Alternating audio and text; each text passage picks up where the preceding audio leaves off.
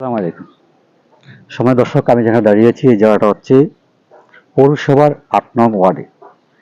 এই পৌরসভা ৮ নং ওয়ার্ডে বিগত দিনে যাবৎ এই এখানে যে ফেলাসিটির কাজ কিংবা আপনার রাস্তা ভাঙার কারণে এই রাস্তাটি মেরামত হয় না বিগত অনেক বছর যাবৎ। এখন এই কাজের ধার প্রান্ত বিশেষ করে আমার দায়িত্ব নেওয়া হয়েছে, বিশেষ করে শফিক ভাই, কচুয়া পৌরসভার ৮ নং ওয়ার্ডের। এত মজবুত এবং এতটা টেকসই জনিত কাজ হচ্ছে, বিশেষ করে এই কাজটা আমার কাছে অত্যন্ত ভালো লেগেছে। বিশেষ করে কচুয়াতে আমার চোখে এরকম কাজ আর কখনো পড়ে নাই। এতটা মজবুত এবং এতটা টেকসই জনিত কাজ আর কখনো আমি দেখিনি। আমি আপনাদের দেখাচ্ছি, বিশেষ করি কারণ এর নিচের অংশ থেকে যেভাবে উঠিয়েছি, বিশেষ করি একটু ক্যামেরাটা ধরো, এতটা শক্ত এবং এতটা মজবুত ভাবে কাজ আমার চোখে আর কখনো পড়ে নাই। বিশেষ করে এই কাজটার জন্য বিশেষ করে আমার শফিক ভাই, শ্রদ্ধেয় বড় ভাই, অত্যন্ত অনেক পরিশ্রম করেছেন।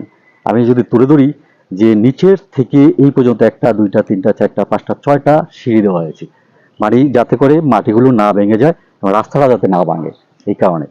আর বিশেষ করে এতটা সুন্দরভাবে করেছি, এখানে আমার মনে হয় কোনো ধরনের একটু গাফিলতি করা হয় নাই এবং একটু আপনার দুর্নীতি করা হয় নাই, আমি নিশ্চিত করে বলতে পারি। এই যে আমার নিচের অংশ দেখেন, বিশাল গভীরতা দেখা যায় কিনা, একটু ক্যামেরা দেখাও, বিশাল গভীরতা। এই কাজটা এতটা মজবুত, আমি আপনার বলি, একটা সিঁড়ি ২টা ৩টা ৪টা ৫টা সিঁড়ি দেওয়া হয়েছে। ইচ্ছা করলে কিন্তু এখানে ২টা সিঁড়ি করলেই যথেষ্ট হতো, কিন্তু উনি একটাও কম দেয় নাই, বরঞ্চ একটু দুর্নীতি করার চেষ্টাও করে নাই। এত সুন্দর কাজ করেছি, আমরা একটু তুলে ধরবো ইনশাল্লাহ। সম্পূর্ণ ভিডিওটা আপনারা দেখার চেষ্টা করবেন এবং ভিডিওটি শেয়ার করার চেষ্টা করবেন। এত সুন্দর কাজ করেছি, বিশেষ করে আপনারা একটু দেখাই আমি একদম কাছ থেকে, কতটা গভীর থেকে এই কাজটা উঠানো হয়েছে, যা আসলে ভাষায় প্রকাশ করার মতো না। ইচ্ছে করলে কিন্তু এখানে আর একটু কম কাজ করে কিংবা দুর্নীতি করে এখান থেকে ভালো একটা অর্থ প্রদান করে বিশেষ করে নিজের আয়ত্তে নেওয়া যেত, কিন্তু আমার শ্রদ্ধাভাজন বড় ভাই শফিক ভাই কিন্তু একটু দুর্নীতির চিন্তা করে না কিংবা তার পকেট ভারী করার চিন্তা করে না। এত মজবুত করে কাজ করেছে, আমরা বিগত সময় থেকে এই পর্যন্ত এরকম একটা কাজ আমাদের নজরে পড়ে নাই। আলহামদুলিল্লাহ, শুক্রিয়া। কারণ এই রাস্তাটি এতটাই সমস্যা ছিল যে বিগত দিনে কোনো রাস্তার মেরামত কাজ করা হয়নি। আর বদরপুর, হোসেনপুর, আন্দিরপাড় এবং আপনার উত্তর অঞ্চলের যেই গ্রামগুলো আছে, গ্রামগুলো যাতায়াত করতে অনেকটাই সমস্যা হতো, কিন্তু বিগত দিন অনেক অপেক্ষায় ছিল, রাস্তাটি করা হয়নি।